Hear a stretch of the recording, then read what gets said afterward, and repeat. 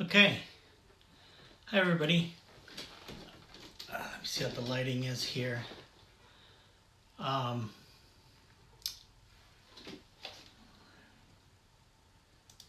me see here.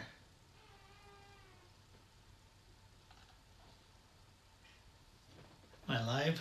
Okay. Anyways, let me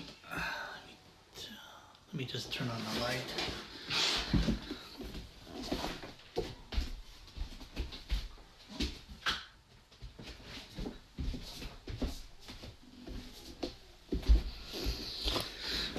That's the problem about going live. You kind of forget these things.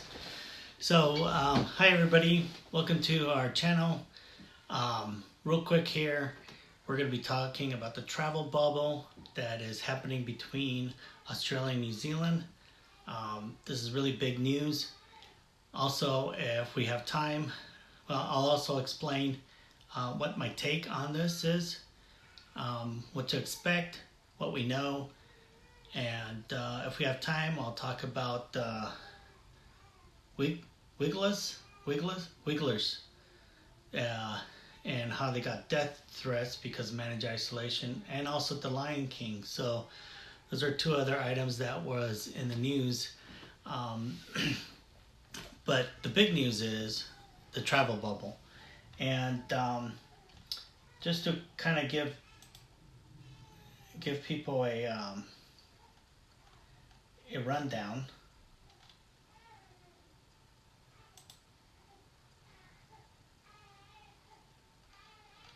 Don't see.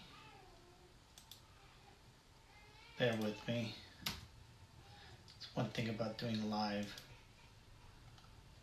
Okay.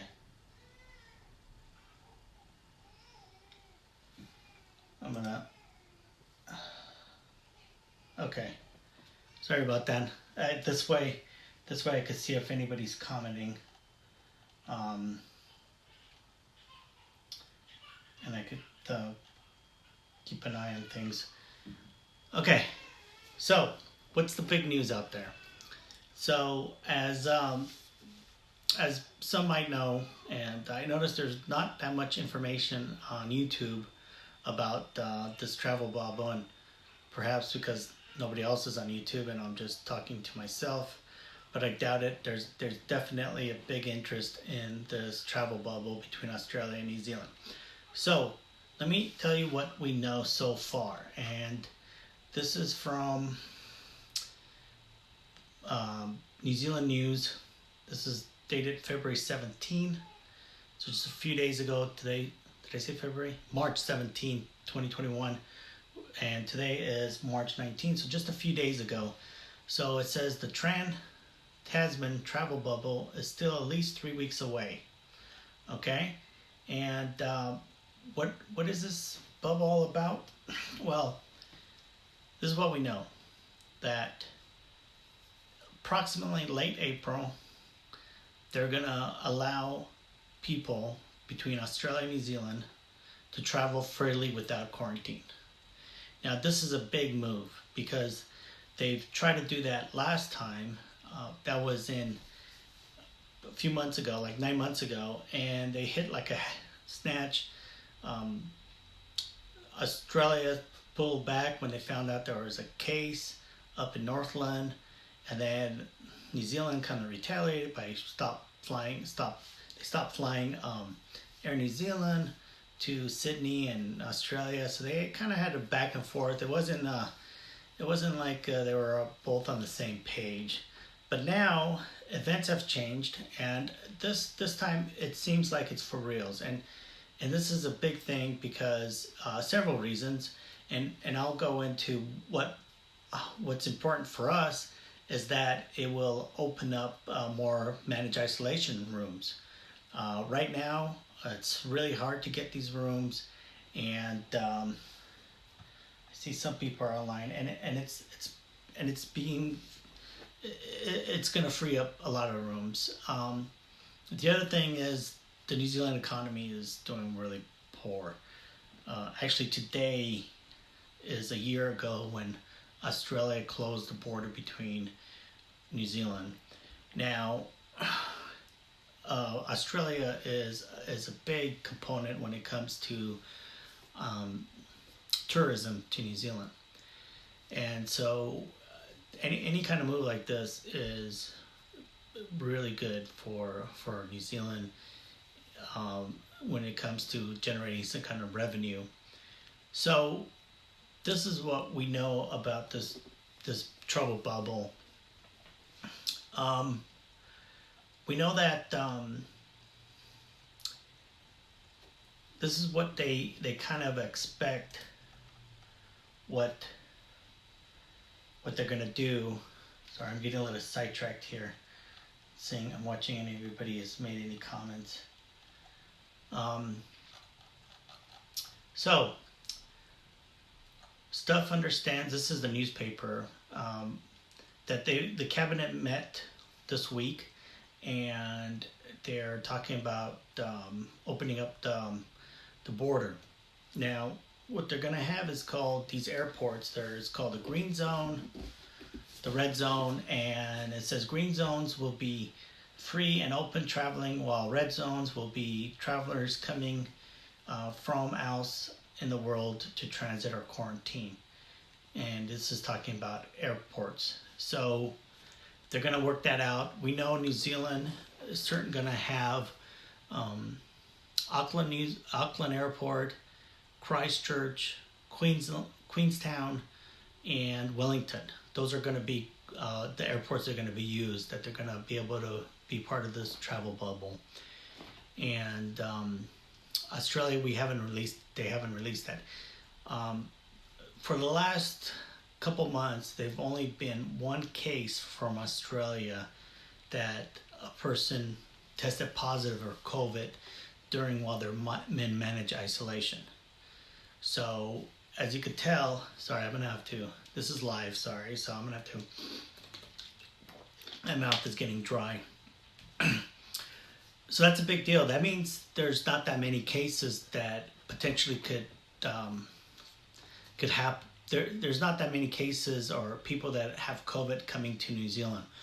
Obviously, the people that are coming through New Zealand are from United States. They're called red countries, which is pretty much everybody else in the world. And so those ones are going to be keeping close eye on. About 40% of managed isolation is Australians coming to New Zealand. So that's going to open up a lot of rooms. Now, as many you probably know that are here at this channel, trying to get a room from MIQ, what it's called, it's very difficult. They fill up really quick and they've had some issues. I've done some videos on it and they've increased their fees about 80%. I'll give a link about it. And this is something that it's really becoming frustrated for a lot of people and stressful, especially for our family. You know, we had a room in managed isolation, but our airline canceled the flight. So now we're kind of in limbo, trying to figure out how we're going to get to New Zealand from America, North America. The only game in town is Air New Zealand, and it's $1,600 one-way ticket to New Zealand. So as you can imagine, that could be very expensive. We got 3 of us in the family and a baby, which doesn't count. So this is a big deal, opening up the borders. Now, the other thing that we know about this bubble that they're going to open up late April is that they're looking at, they still have some logistic issues, and I'll just read what they say here. The government it says New Zealand should also expect that any travel to Australia will come with a warning that you may have to hunker down in an unlikely instance that there's a cluster or an outbreak in the middle of this travel bubble. Also, what other logistics are working out is what happens if people are in transit, like the plane's on the tarmac and they're closing down the borders. What happens to those people? What happens if you're in the air and they close the borders? Where does that plane go? So this is the stuff they're kind of working out now. Auckland Airport CEO pretty much told New Zealand radio that they're ready to go and they could get this airport running in 10 days. Airlines need about 3 weeks to schedule their flights. So that's why it's this delayed. That's why they're not opening the border right now. Some people have commented online that they are able to see more flights from Air New Zealand. I couldn't find any. If you're trying to book a ticket from Australia to New Zealand using here in the United States, you don't see any flights. I don't know if that's just them or what's going on. So at our end, it's still, there's some stuff that doesn't quite show. So once they clear that up, they will be able to go. And the Prime Minister, she kind of mentioned about how, they're trying to not give dates because, they want to make sure they got everything together. And the CEO of Auckland Airport basically said, hey, look, New Zealanders are willing to take some degree of risk when traveling to Australia because, for a whole year, people haven't been able to see each other, families.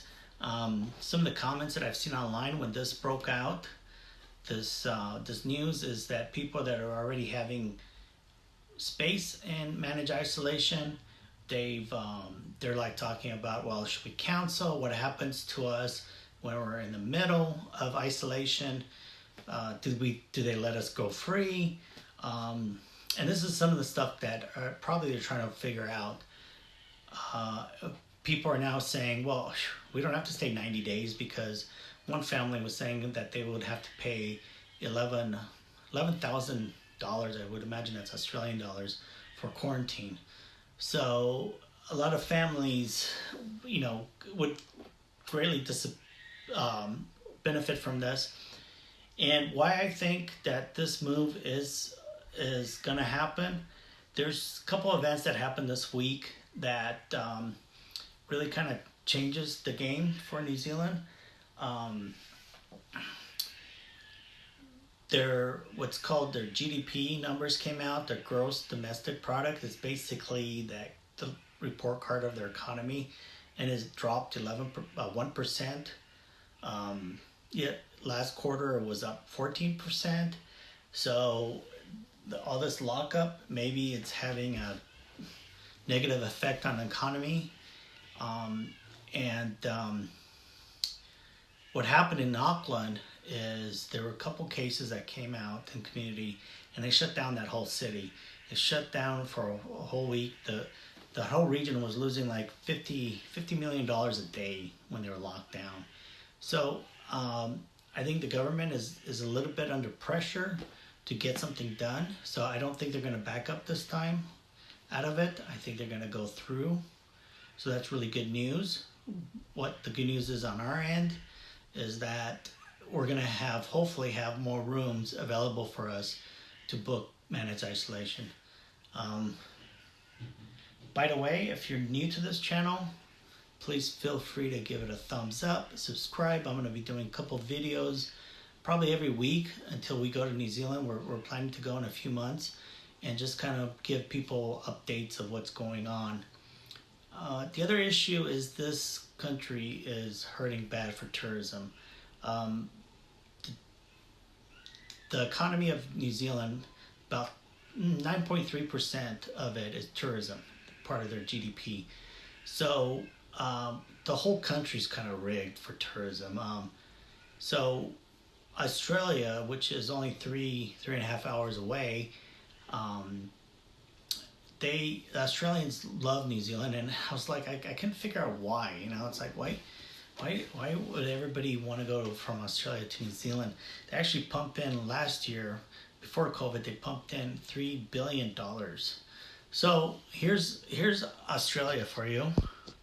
Okay, venomous snakes, a desert, dry. I can see why nobody wants to vacation there. I personally hate snakes. So Australians, that's pretty much their backyard, desert, poisonous animals and so forth. And they probably want to get away. And then you have New Zealand, which you got green, water, beautiful scenery, no venomous snakes or spiders, nothing out there that could kill you. So I can see why Australians love to go to New Zealand. By the way, that was Milford Sound, which is one on our bucket list to go see again. So this is all good news, okay? And it's good that they'll be able to open up their borders. Now, there's also been talk about Australia opening borders to Singapore, and New Zealand didn't really like that idea, but Australia is pretty adamant about having some sort of bubble. So if New Zealand doesn't do it, they're going to go with Singapore. But I really think this is a done deal, and I'll do more videos later on. On the other news that was actually going to be the main news was what happened to the Wiggles, okay? They're Wiggles. Let me show you who these guys are. There you go. They're a kids variety show. I guess they're really popular in Australia and in New Zealand. And it says here, the Wigglers received death threats over COVID-19 allocation. What happened is that they were able to secure rooms when nobody else could, and for some of their crews. And this didn't get out until they actually got back to Australia. They had some shows set up. They were going to play in front of 50,000 New Zealand kids. So probably the government felt like, we probably should find a spot for them. That angered a lot of people. Because like I've said before, it is really difficult to find a spot. So you could stay for quarantine, and then on top of that, you gotta try to find a plane, a route or airline that goes down there. That's another headache. I'm gonna be releasing a video about that. And people were very upset about that, and I could see why. And then the other thing that happened is there's Lion King, the musical, and some of their crews, 126 of them, also were able to find a spot in quarantine. And again, that really angered a lot of people, because here you are, some people could get in and majority of us can't. And hopefully now with this bubble opening, it would make it a lot easier for Australians to fly to New Zealand. By the way, New Zealanders could fly to Australia and not be quarantined. Australia has a policy that citizens have to get a visa to travel to New Zealand. And obviously they're going to have to do away with that once this bubble comes in effect. So this is all positive stuff. And ironic, it's March 19. It's 1 year a year ago to the date when they closed the borders between the two countries. I hope you enjoyed this video. I see that I don't have any comments right now. That's one thing about going live, not during the weekend. But if you have any comments, feel free to comment down below and I'll answer them. And please consider subscribing to the channel. Hit the like button and hit the notification. Thank you, and everybody have a good weekend. Thank you for watching. And like always, travel safe. You know what? I'm gonna try to see if this works. See if this stops.